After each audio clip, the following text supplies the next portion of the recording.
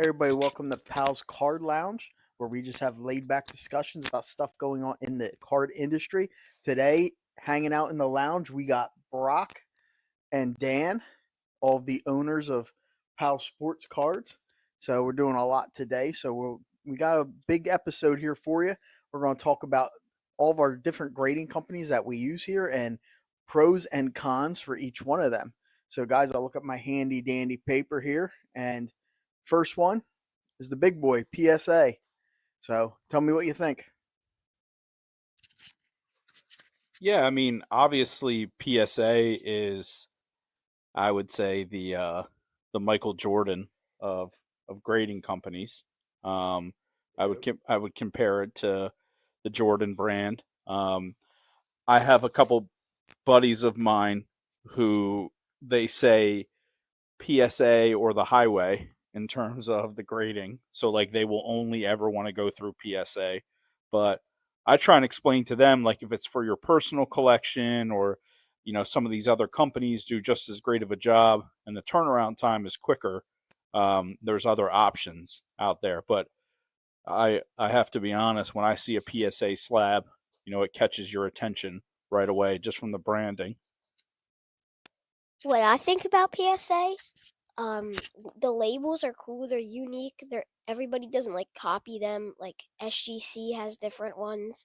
The slabs are thinner than SGC, and they bring the value up more than any other grading brand. All right, what about some cons? You gave us all your pros. What's a con? What's a con? Like what's one thing you do not like about PSA? Their turnaround time, it takes 45 days to get it back. Unless you pay more, right? Okay. You have any cons? Yeah, I mean the turnaround time is definitely a con. I also think too, some of the stuff with we've had some stuff we've sent there that they couldn't grade, and other companies have been able to. So I'm not sure what that was about, but it's happened a couple times. So I would definitely have to put that as a con. All right. So our PSA, overwhelmingly, people seem to like them. It is what it is. They are, like he said, the Jordan, the GOAT right now of grading companies. It seems that's what everybody wants. Personal opinion. That's what the best part. This is all about. It's personal opinion.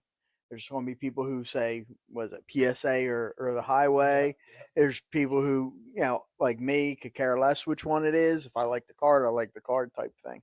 All right. So next up on our list is probably what used to be the GOAT, which is Beckett. Okay. So Brock, go ahead. Tell us what you think about Beckett. So Beckett has a same turnaround time as PSA. The slabs are thicker, and I like how they do black labels. So a black label is when all of like the corners, centering, surface all gets a 10. That's a black label 10. But if they all get 10s and one gets a 9.5, it's still just a regular 10. In depth, I like that.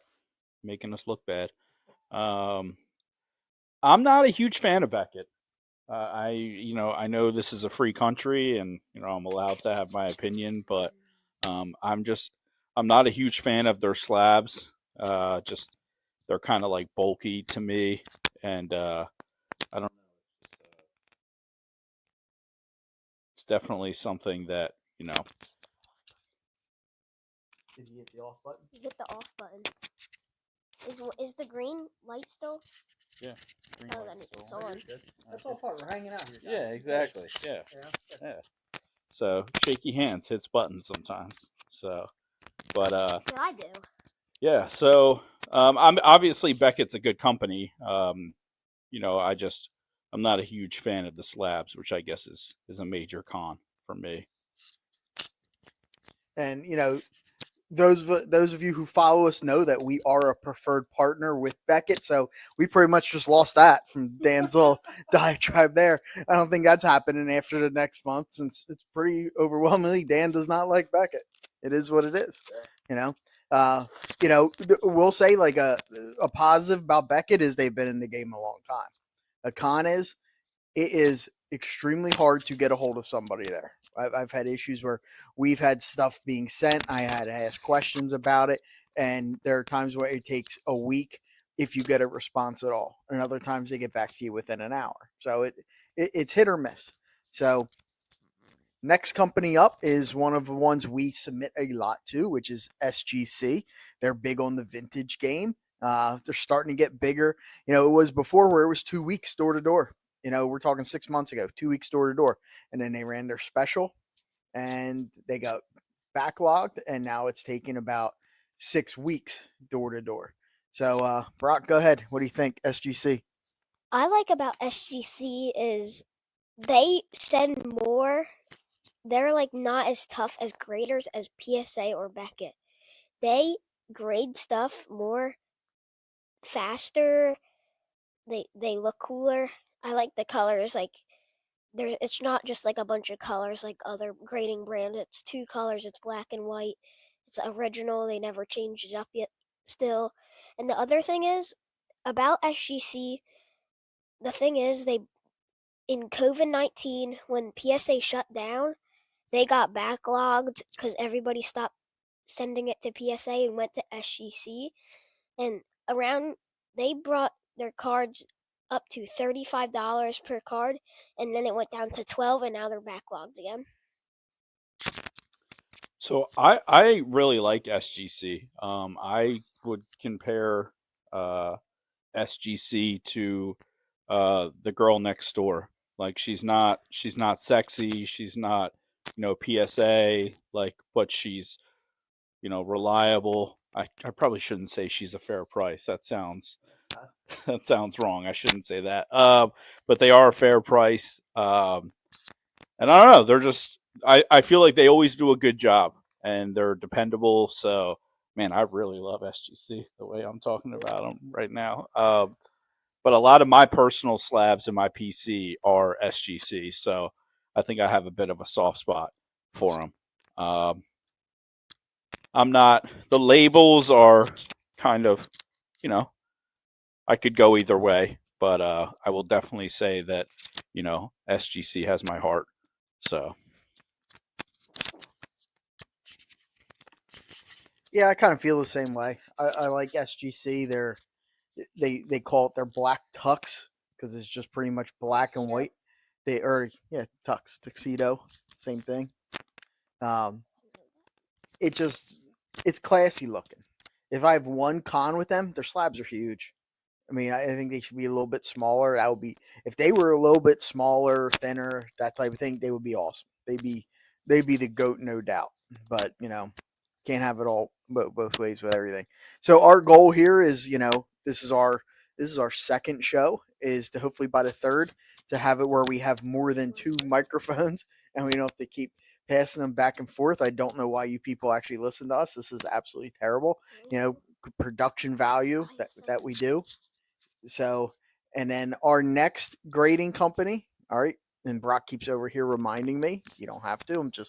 So we'll call it a little interlude. We're trying to, expand time here a little bit. Is ISA. Okay, ISA is one that we use this one a lot. I'll talk first on them because I haven't really given too much of an opinion on anything as the show host here. I think they're like the best of both worlds. They're thin, like PSA slabs, but they have a black border on them, just like SGC does. So it kind of makes them pop a little bit. And I'll be honest with you, I like the color blue, and the color blue's in their label. I just think it looks cool. The other thing I like is on the back they give you the date that they graded the card on. I just think I don't know, it's different. It's different and it's cool. All right, so go ahead, Brock. Give your opinion. What I like about ISA is their 2-week turnaround time and their slabs. The slabs, I like blue, just as my dad said. They're thin, just like PSA. They're not bulky like Beckett and SGC. That's really it. So I kind of want to hijack the show here for a second and take over. Should we zoom in on you too?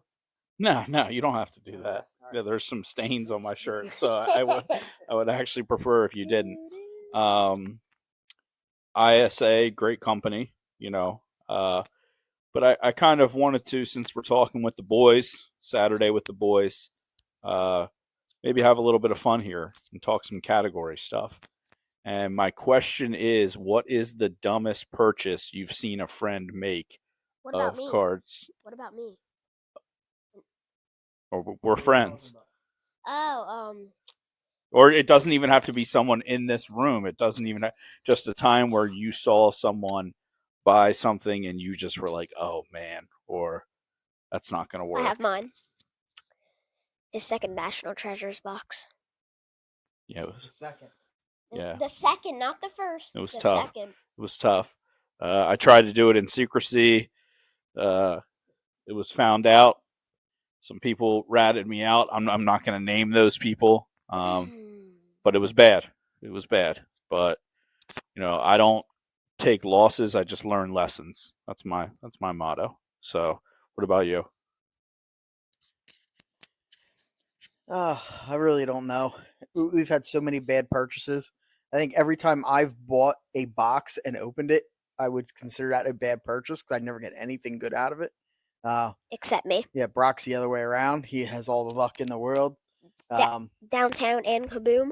I definitely got, when I first started out in this, I got scammed a few times. I thought anything you bought in a slab was a good purchase, and I was buying them like at pretty much high value, and the things are worth like $1. So lost a lot of money that way. Other dumb thing I always did was go on Whatnot and think I was getting a deal on there, which you really don't get any deals on there because everyone just drives the price up. So I was going to ask you guys, like, what do you think? I mean, what's some pieces of advice? I mean, Nick, you kind of just laid some of it out there for people who don't want to get taken advantage of or love the hobby, and um, like, what can you kind of point them in the direction in? Stay away from packs, stay away from boxes. Go after more individual cards. What are some of your thoughts? bud. So what I say about buying boxes and packs, like at Target, this is what they should stop. They made boxes of just base cards. Like you didn't get any pools. For $30, you just got base cards. Like I don't even think there's rookies in them.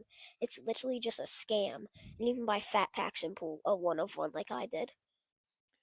I mean, packs are fun. Let's be honest. Yeah. It's fun ripping the packs. It's fun seeing what you can get. It's like the whole chase of it. Buying singles can be boring.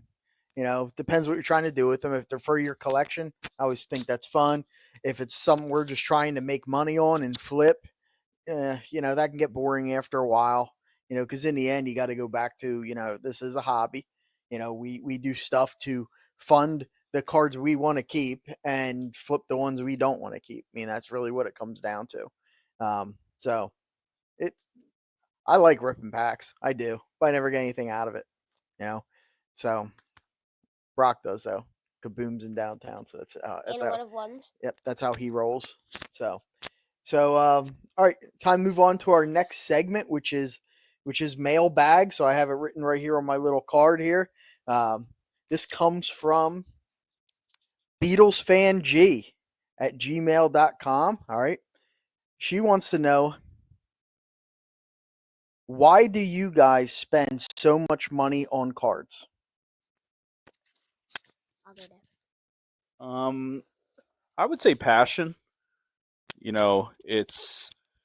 I've seen people who are passionate about golf or people who are passionate about other things spend, $8,000 to $10,000 a year on that hobby.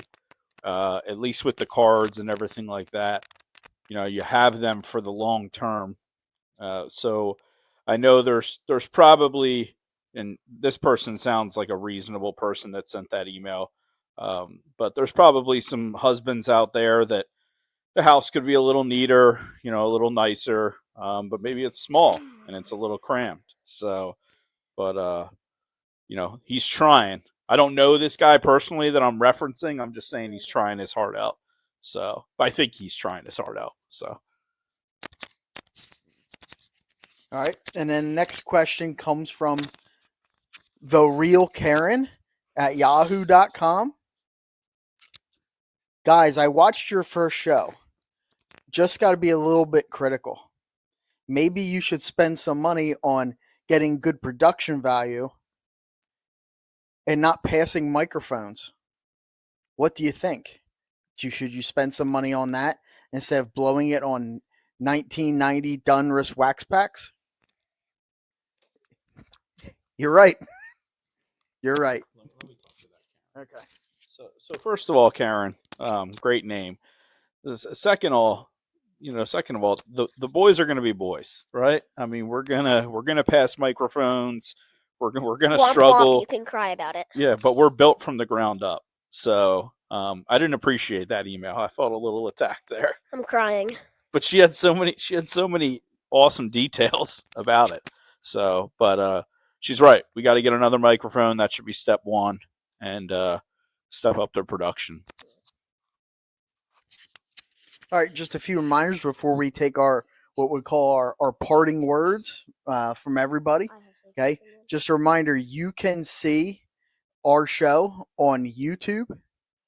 We'll have clips on Instagram, but you can listen to us and watch us on Spotify, Amazon Music, okay, and wherever your favorite podcasts are.